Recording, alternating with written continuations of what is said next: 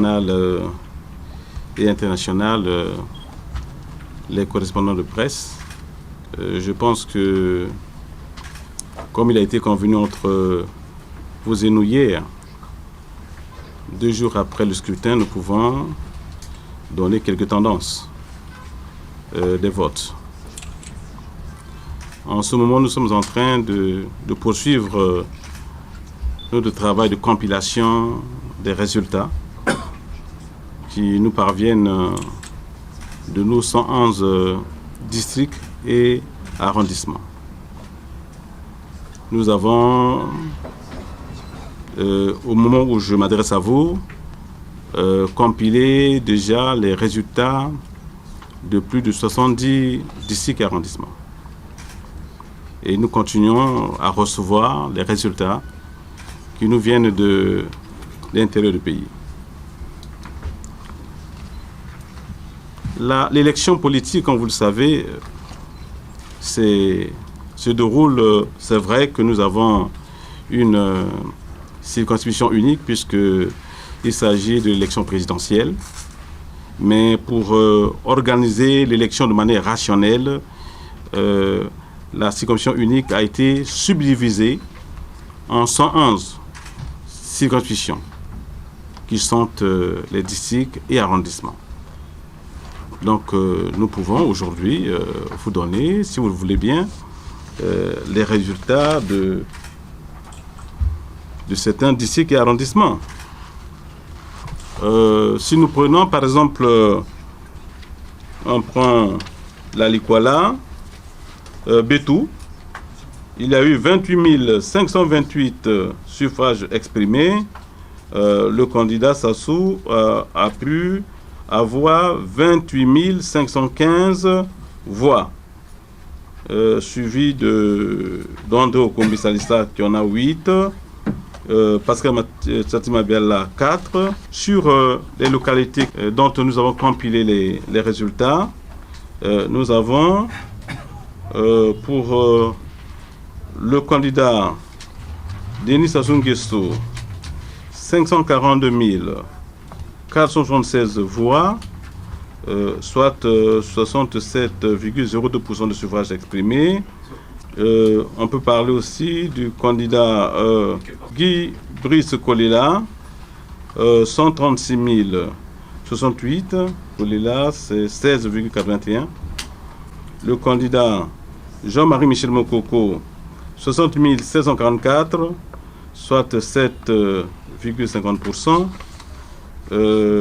Au général, donc, voilà les tendances. Ce sont les tendances qui sont données sur environ 72 circonscriptions administratives. Nous continuons à recevoir les résultats que nous compilons au fur et à mesure. Les gens me posent la question de savoir Pointe-Noire. Je ne donne que les résultats que j'ai reçus, que j'ai compilés et vérifiés. Si demain vous venez me voir et si Pointe-Noire, j'ai reçu Pointe-Noire, je vous donnerai Pointe-Noire. Mais aussi longtemps que je n'ai pas reçu les résultats, je ne spécule pas. Voilà, mesdames et messieurs, les grandes tendances 2 jours après le vote, mais il y a encore une quarantaine de localités pour lesquelles nous attendons les résultats et qui devraient rentrer aussi vite que possible. Je crois que lorsque j'en arrive là, j'ai fait un grand exercice pour... vous avez compris que les candidats ont pu gagner une localité, ont pu gagner dans un département, mais gagner l'élection, vous pouvez gagner une localité dans un district ou dans un arrondissement, ou même dans un département. Ce n'est pas gagner le scrutin. Pour gagner, il faut avoir réuni sur son nom le plus grand nombre de suffrages exprimés. Et pour résoudre cette équation-là, il faudra que nous ayons l'ensemble des résultats localité par localité. Nous en entendons encore d'autres. Donc, les choses peuvent toujours évoluer. Mais quant à présent, ce sont les grandes tendances. Merci. Télévision, la chaîne de la diaspora congolaise. De la presse, au nom de la direction nationale de campagne du candidat Denis Sassou Nguesso, vous remercier d'avoir répondu avec promptitude à notre demande. Il s'agit d'un échange purement interactif. Je crois que la plupart d'entre vous, vous venez d'assister au point de presse et en tout cas aux annonces de résultats partiels qui ont été faites par le président de la Commission nationale électorale indépendante. Pour votre information, je n'ai pas moi-même, ayant eu d'autres engagements, pu y assister. Simplement, je souhaiterais qu'on échange et je suis à votre disposition pour toutes les interrogations et questions que vous pourriez exprimer. Merci. Marc Jourdier pour l'agence France Presse. La CNEI a donc donné des résultats partiels qui donnent le candidat Denis Sassou Nguesso en tête avec 67% des suffrages exprimés sur une projection qui représente à peu près 59% du corps électoral. Est-ce que pour vous, la victoire du président sortant est déjà acquise ? Bon, je ne suis pas un spécialiste des mathématiques ni des statistiques électorales, mais il me semble qu'à ce stade, et compte tenu des chiffres et du nombre de circonscriptions administratives restantes, les choses sont quand même très bien parties. Et il me semble que la probabilité nous conduit à une victoire au premier tour. Maintenant, attendons d'avoir le détail de tout ce qui va être définitivement publié par la commission électorale. Mais à ce stade, je crois que l'on peut anticiper largement sur une victoire au premier tour. Koshengoulou, Radio Congo. Monsieur le chef du département, c'est pour la première fois qu'une élection présidentielle, quand on passe d'abord par des tendances. Qu'est-ce qui a motivé cette façon de faire cette année ? Merci. Bon, sur ce point, je crois que, et personne ne contestera mon propos, on peut considérer que cette élection présidentielle, celle du 20 mars 2016, est probablement l'élection présidentielle la plus disputée depuis 1992. C'est-à-dire que c'est celle qui, du point de vue de la compétition, de la qualité des compétiteurs, est probablement la plus disputée depuis la première élection présidentielle de l'ère démocratique, c'est-à-dire il y a 24 ans. Donc, vous constaterez, peut-être que le président de la CNEI ne vous a pas donné de détails, mais il faut savoir que chaque équipe de campagne, bien entendu, obtient depuis dimanche les remontées des résultats qui viennent des circonscriptions administratives. Eh bien, le constat, c'est que depuis dimanche, il apparaît que tantôt certains candidats sont assez faibles dans certaines circonscriptions administratives en totalité ou partiellement, et assez forts dans d'autres. Donc c'est quasiment un travail chirurgical qui fait que quand on reçoit ces statistiques brutes, on n'est pas forcément au fait de la situation générale et globale. Et je crois que le patron de la Commission nationale électorale indépendante a souhaité, parce qu'il y avait comme une espèce de climat d'incertitude dans le pays, a souhaité, lui qui avait la vision globale, la carte électorale globale, a souhaité donner à la presse comme à l'opinion nationale une indication générale de la situation à un moment donné. Et voilà l'objet de ces tendances qui aujourd'hui ont été révélées par le président de la Commission nationale électorale indépendante. Donc, moi, j'y vois très certainement un progrès dans la capacité de notre classe politique à s'exprimer, à battre campagne un peu partout, et une maturité de notre peuple qui n'exprime pas forcément, comme on l'attend, son suffrage dans telle ou telle circonscription administrative. Donc, moi, j'y vois une nécessité qui a permis à l'ensemble de nos compatriotes et qui va leur permettre, quand ces informations seront portées à leur connaissance, d'avoir une idée précise de l'état électoral du Congo consécutivement à l'élection du 20 mars 2016.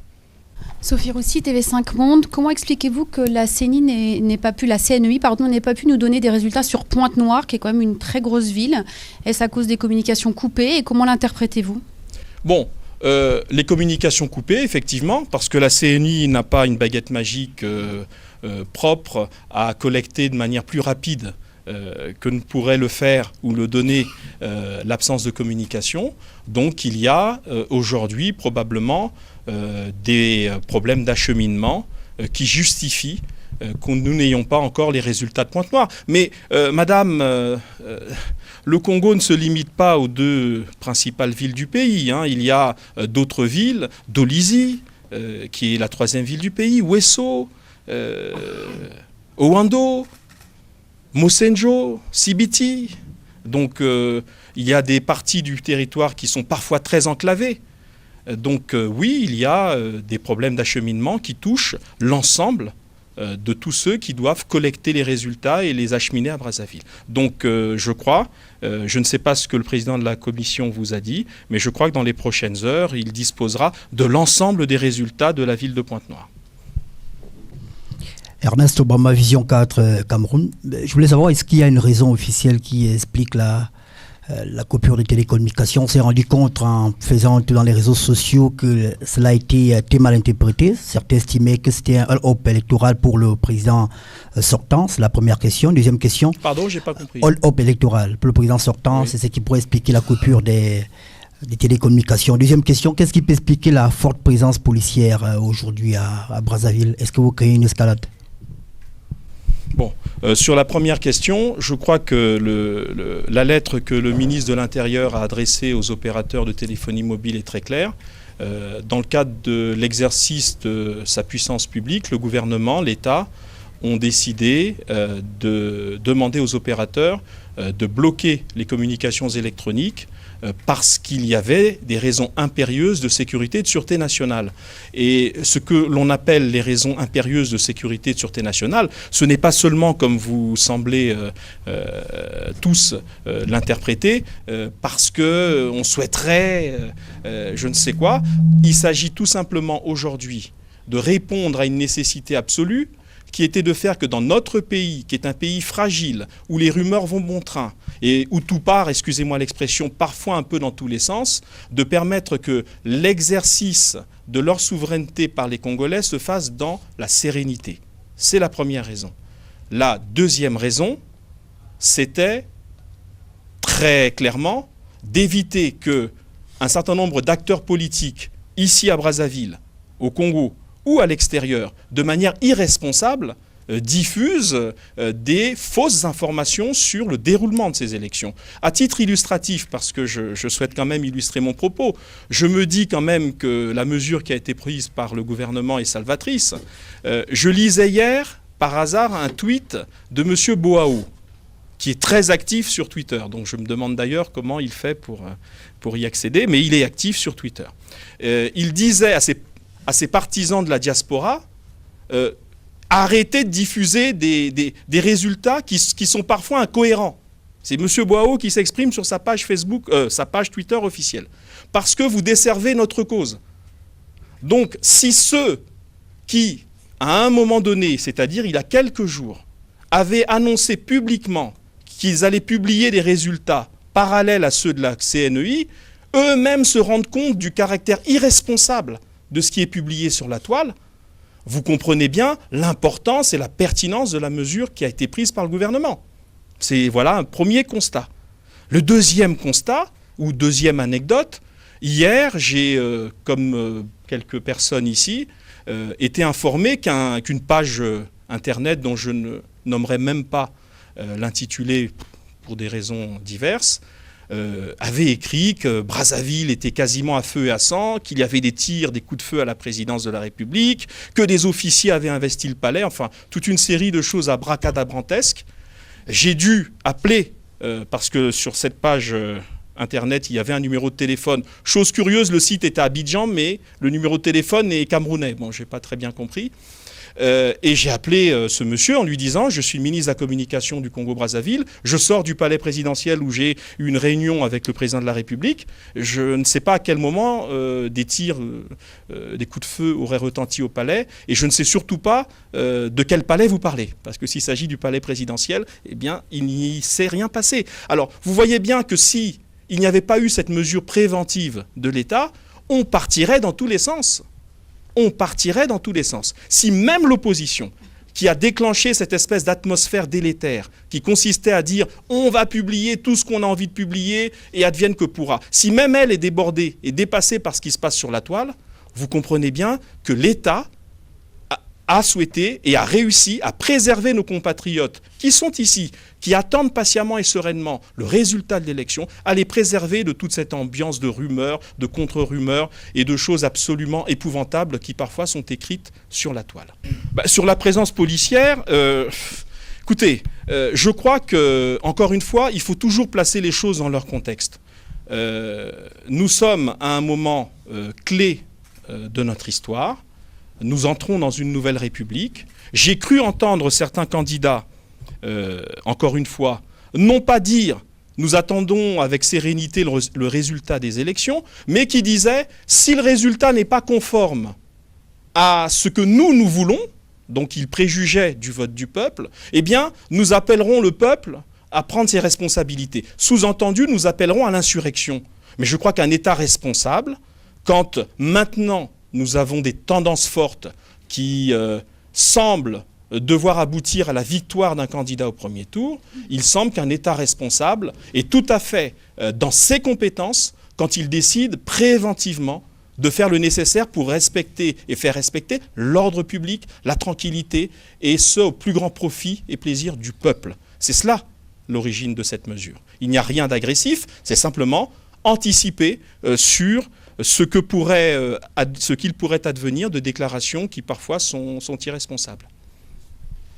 Monsieur le chef de département, en attendant les résultats de Pointe-Noire et d'autres localités, quel est votre pronostic à quelques heures de la publication définitive des résultats?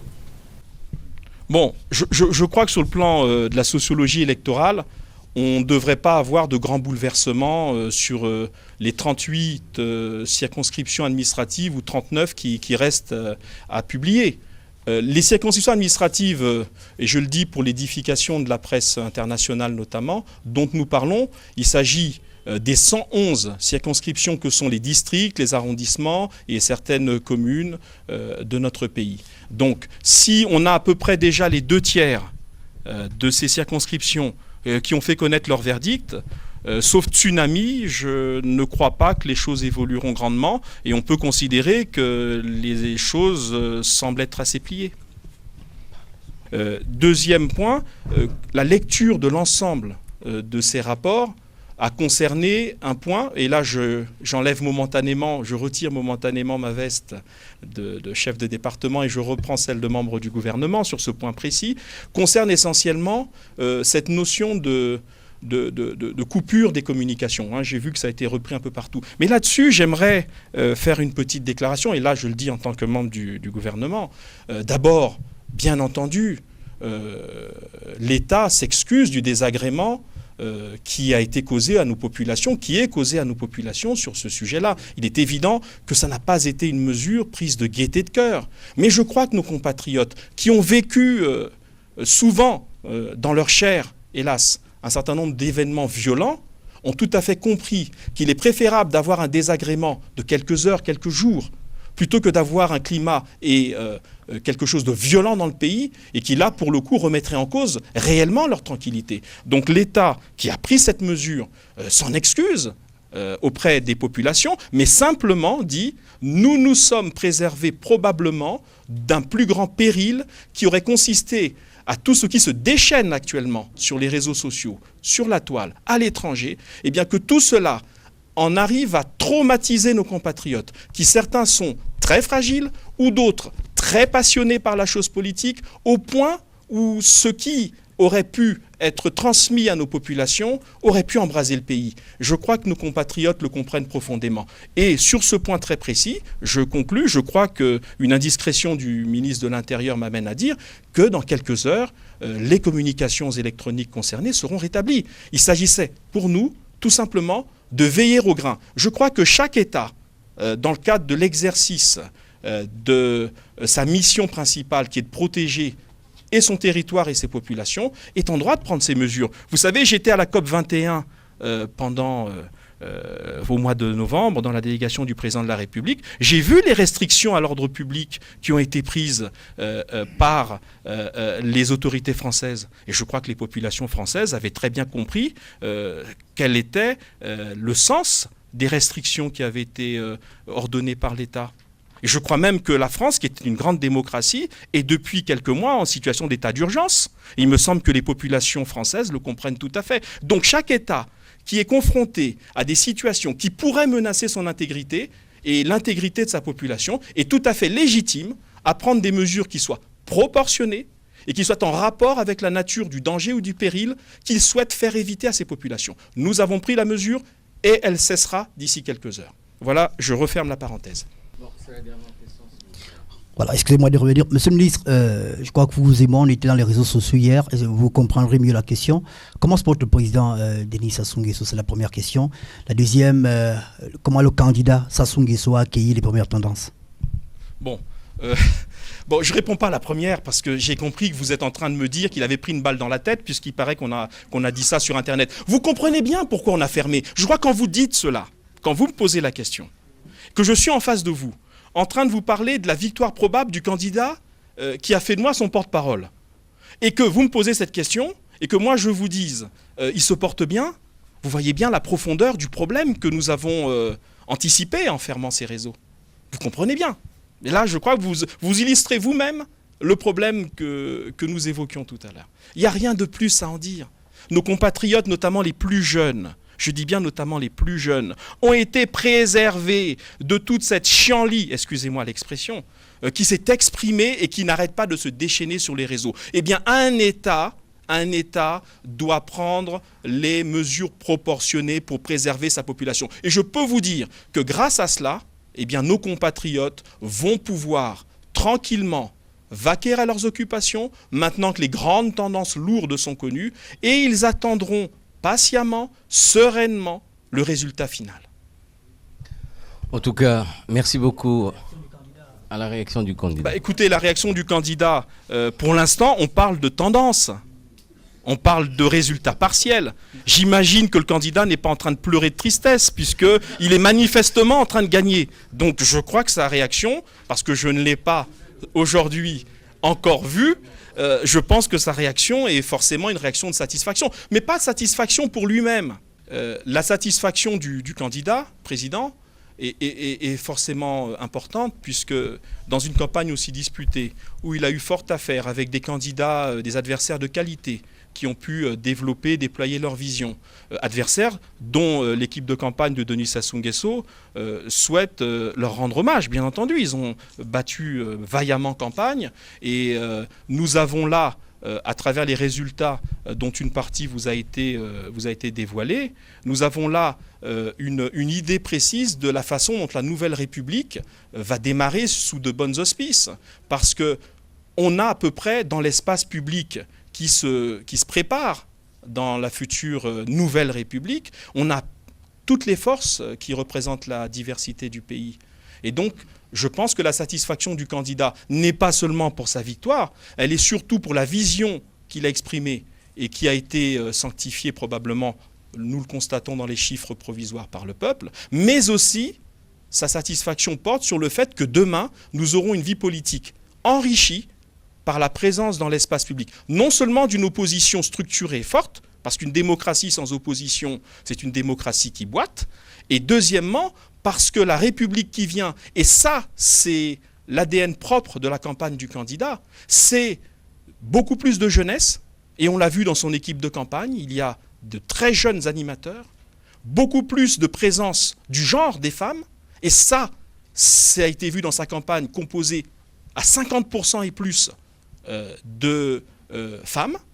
C'est aussi une gouvernance qui demain va être encore plus proche des préoccupations des populations. Voilà, je crois que la satisfaction du président porte essentiellement sur ces différents points.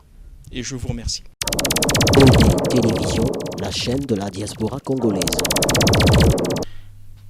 Sur invitation de la CORAGED, la coordination nationale des réseaux et associations de la société civile congolaise pour la gouvernance démocratique et électorale, 35 experts et membres des organisations de la société civile africaine et européenne ont fait le déplacement de Brazzaville en vue de participer à l'observation et à la surveillance de l'élection présidentielle du 20 mars 2016. Confié à M. Justin Ombo et à Mme Nicole Vercher, rapporteurs. En effet, après avoir observé la campagne électorale et visité les bureaux de vote sur l'ensemble du territoire national, la mission conjointe d'observation de la société civile congolaise, africaine et européenne, composée de 1030 observateurs venus de France, d'Italie, de Suisse, du Portugal, du Luxembourg, sur l'élection présidentielle, scrutin du 20 mars 2016, a rendu public un rapport préliminaire dans lequel il ressort que cette élection dans sa globalité a été libre, transparente et équitable.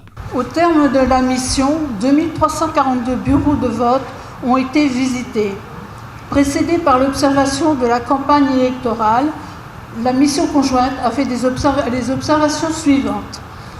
La campagne électorale s'est déroulée dans un climat de sérénité et de calme, avec une participation massive des citoyens et une liberté de circulation et d'expression garantie pour tous les candidats à travers tout le pays.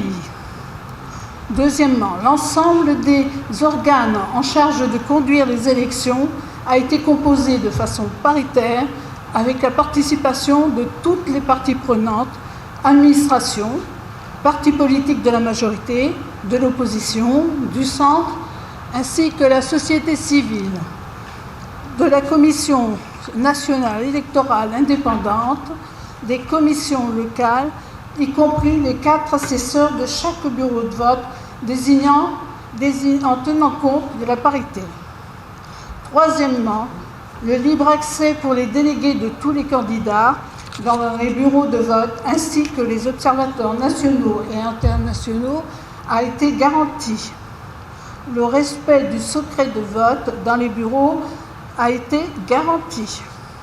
L'expérimentation du bulletin unique, appréciée comme un atout de fiabilisation des élections, qui mérite d'être pérennisée. Les opérations de dépouillement se sont déroulées dans une totale transparence. Septièmement, la force publique a assuré la sécurité sans injonction aucune dans le déroulement des opérations de vote. Huitièmement, l'accès réglementé et équitable de tous les candidats aux médias d'État, même si, par ailleurs, la couverture générale de la campagne a donné lieu à un déséquilibre prononcé. Par ailleurs, cette mission conjointe a émis quelques suggestions. La mission conjointe note la nécessité de mieux encadrer et équilibrer la couverture médiatique dans l'avenir pour un traitement totalement équitable. Par ailleurs, elle déplore l'interruption des communications, téléphone, SMS, Internet, le jour du scrutin et même après. La commission d'observation conjointe considère par conséquent que l'élection présidentielle du 20 mars 2016, dans sa globalité, a été libre, transparente et équitable. Elle invite les parties prenantes, CNEI, Cour constitutionnelle, à veiller rigoureusement au traitement équitable et transparent des résultats issus des urnes, ainsi que la gestion rigoureuse et éventuelle du contentieux électoral. Toutefois, la commission conjointe suggère pour toute éventuelle contestation de se référer au texte en vigueur du droit positif congolais qui, du reste, est conforme à l'environnement législatif international. La mission conjointe des organisations de la société civile congolaise, africaine et européenne félicite le peuple congolais pour son adhésion et son ancrage aux valeurs démocratiques. Elle exhorte l'ensemble de la classe politique à faire preuve de culture démocratique afin de préserver la paix, la quiétude et la marche irréversible du pays vers la consolidation de la démocratie. les organisations et personnalités de la société civile africaine et européenne invitées pour la circonstance remercient la Coraged et particulièrement son coordonnateur national, M. Sefa Germain Evangui, de les avoir associés à cette mission, leur donnant ainsi l'occasion de contribuer à l'accompagnement du peuple congolais dans sa marche exaltant vers la consolidation de la démocratie et de l'état de droit. Fait à Brazzaville le 22 mars 2016. Le superviseur de la mission, Justin Ombou. Au finish, elle exhorte la classe politique congolaise à faire preuve de culture démocratique. Ceci afin de préserver la paix et la marche irréversible du pays vers la consolidation de la démocratie.